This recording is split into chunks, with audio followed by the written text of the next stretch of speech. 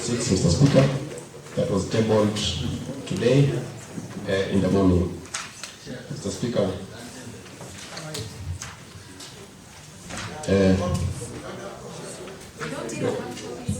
you're getting copies. You know the problem we have as an assembly.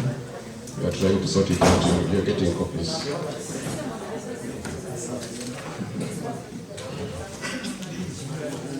Thank you. So, Mr. Speaker, on behalf of the Committee of the Budget and Appropriation, and as mandated by the Kisii County Assembly Standing Order number 207, it is my pleasure to present to this honorable House the committee report. Order, members. Proceed. It's my pleasure to present to this honorable House the committee report on the estimates of revenue and expenditures for the financial year 2025-2026 and over the medium term for the county executive and the county assembly. Mr. Speaker, the Kisii County budget estimates for the financial year 2025-2026 was submitted to the county assembly and tabled on 29 April 2025, pursuant to section 129 of the Public Finance Management Act of 2012. The estimates were committed to the Standing Committee on Budget and Appropriation and the Sectorial Committee for interrogation so as to make recommendations to the House. Mr. Speaker, the Committee of Budget and Appropriation is mandated to review the budget estimates for both arms of government and can report to this House that preceding budgets have had a fair share of challenges with regard to compliance with the generally acceptable best practices in fiscal discipline, transparency, and accountability. The review of the budget estimates for the financial year 2025-2026 has come at a time when the economy is grappling with high cost of living, high unemployment levels, and unprecedented inflation. Therefore, notwithstanding the challenges we continue to face during budgeting, it's crucial to realign our budget priorities in the medium term and put more emphasis on measures that will direct more resources towards economic prosperity. Mr. Speaker, it is imperative therefore that in spite of our economic challenges and limited resource envelope, our budget will play a central role as the government responds to the various economic shocks that spur economic developments of the county. The committee strongly support aggressive government actions that pay special attention to the needs of those living in poverty and who are particularly vulnerable to devastating health, environmental, and economic impacts. To meet the unparalleled challenges, the committee has proposed a rapid shift in priorities to realign spending policies accordingly.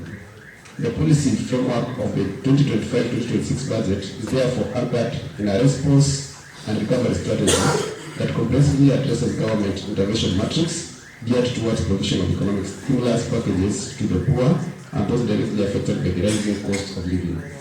However, while these interventions will demand swift and decisive actions, it will nevertheless require honesty, transparency, committed engagements, and above all, public trust in implementation of the project. Mr. Speaker, on page number 3, we have the committee mandate. Everybody is aware of the committee mandate of the Budget Committee.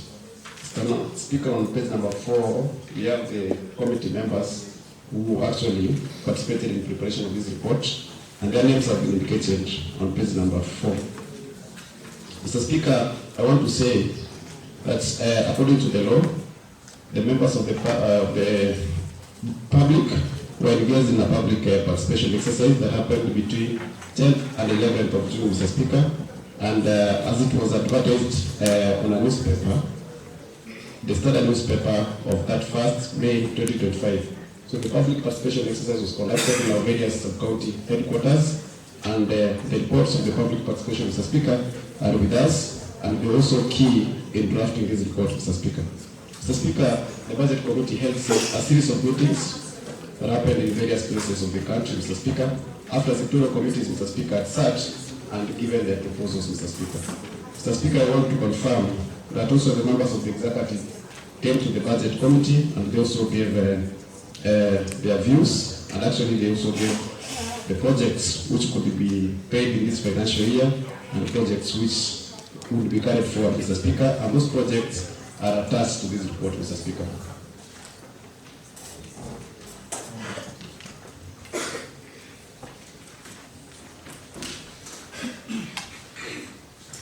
Mr. Speaker, budget financing, our resource basket.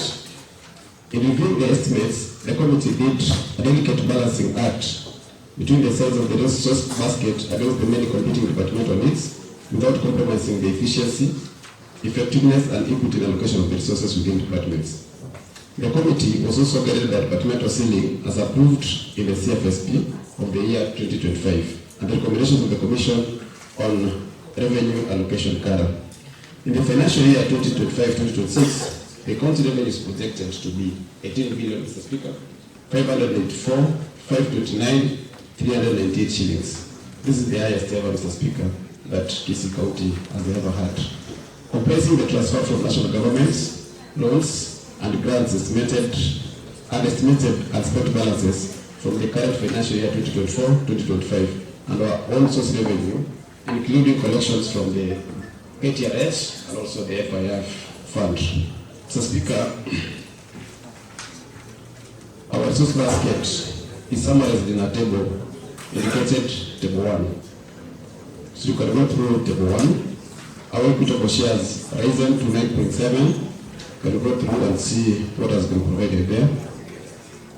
But what was presented to this House on the NIDA, which was 11,992,500 shillings, there is a deduction of 3,1,6,500. So you go through page 7 or through to page 8. Mr. Speaker, we have our current expenditure, and the current expenditure has been summarized on table number 2. So members, you can go through table number 2. Table number 2. Then we have the development expenditure. It is indicated on page number 10, running out through to page number 11, and summarized in table number 3. But our total development expenditure stands at 7,196,409,467. Mr. Speaker, I want to make it clear that this also includes the unspent balances. So the current expenditure, the total for current expenditure stands at 11,388,182,901 shillings. Mr. Speaker, the County Assembly budget is indicated on page number 12, and there is a table there, table number 4. In this table number 4, as a total, it was a total current budget for the County Assembly standing at 1 billion, Mr. Speaker, 51,440. Sorry, Mr. Speaker. It's 1,051,143,180 shillings. So that is what we have for the County Assembly. And I think in current in development for the County Assembly will be having about 18 million, Mr. Speaker, and this will be facilitated from the County Executive. Mr. Speaker,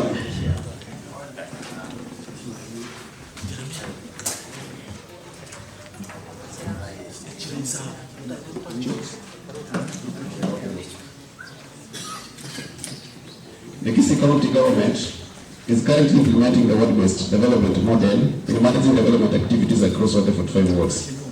The programs to be implemented under this model have been annexed in this report.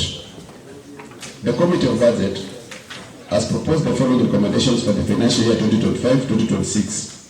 That for the ease of implementation of the budget, departments should fast-track preparation of annual work plans and procurement plans. The 2025-2026 budget implementation schedules of all departments should be ready, and the same submitted to the County Assembly to facilitate oversight roles of the sector committees on departmental projects. That the County Treasury should prepare a list of all projects in the current financial year 2024-2025 that may not have been completed or paid and forward them to the next financial year 2025-2026 to avoid stalling of the programs.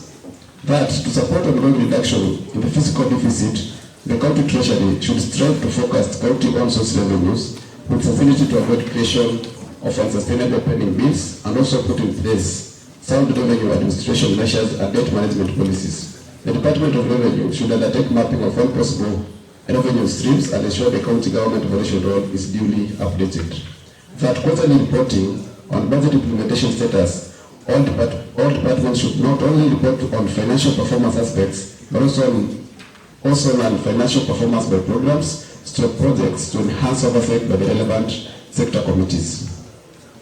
That pending bills that have been determined as legally payable should be paid, and a clearance matrix of other bills or be put in place by all departments for settlement.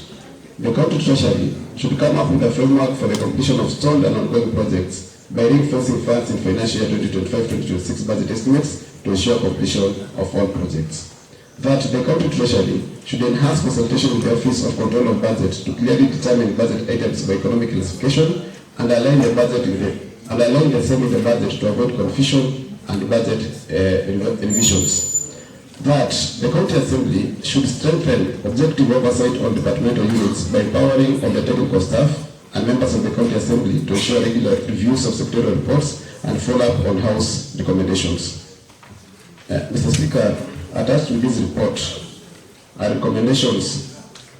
I project visits, Mr. Speaker, on ward-based. Mr. Speaker, we had a ward-based of 27 million. Under that 27 million, there's purchase of machineries, which is 10 million that every member was contributing. So you can look on an annex that has been attached to this report. We have all the wards right from Bobasiko sub-county. We have Wanchari sub-county. All wards have been indicated, Mr. Speaker. All the 45 wards are in this annex, Mr. Speaker. And members can go through these reports to ascertain whether what they proposed is what is captured in this report. Then, Mr. Speaker, we have reports of the projects which have been carried forward, and all the departments have forwarded those reports. Some are ongoing, some have been completed and have not been paid. Some actually the payments are complete. So all these reports, Mr. Speaker, they've been attached in this report.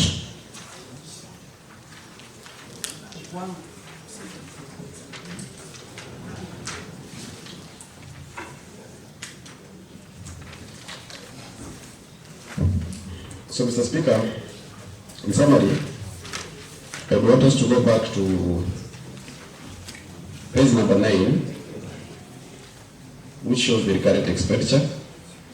And in that recurrent expenditure, Mr. Speaker, I indicated that we have a current expenditure of 11,388,182,931.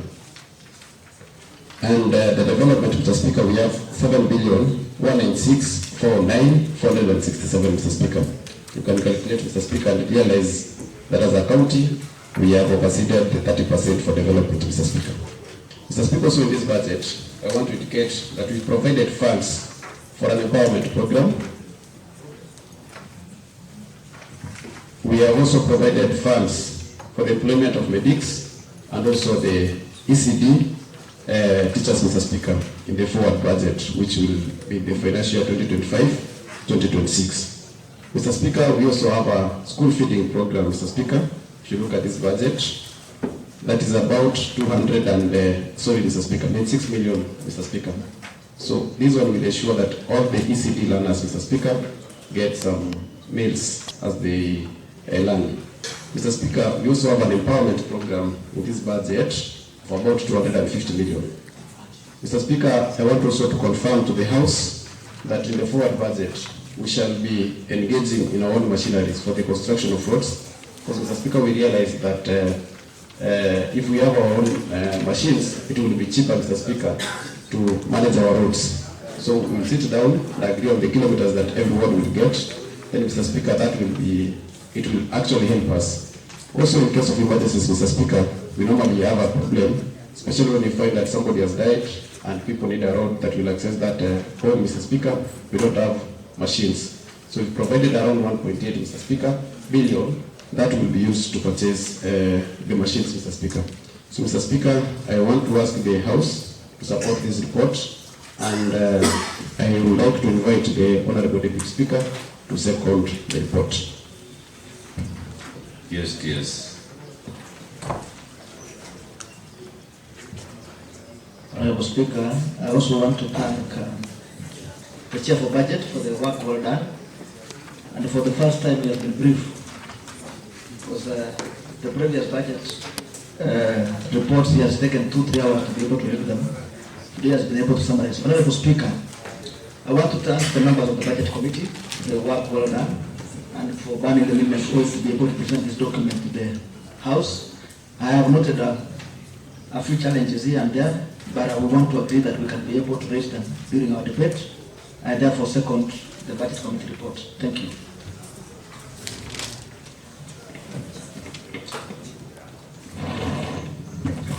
Honourable members, I now propose that this House adopts the report of the Budget and Appropriation Committee on the Kisii County budget estimates for the financial year 2025-2026, tabled on Wednesday, 18th June 2020.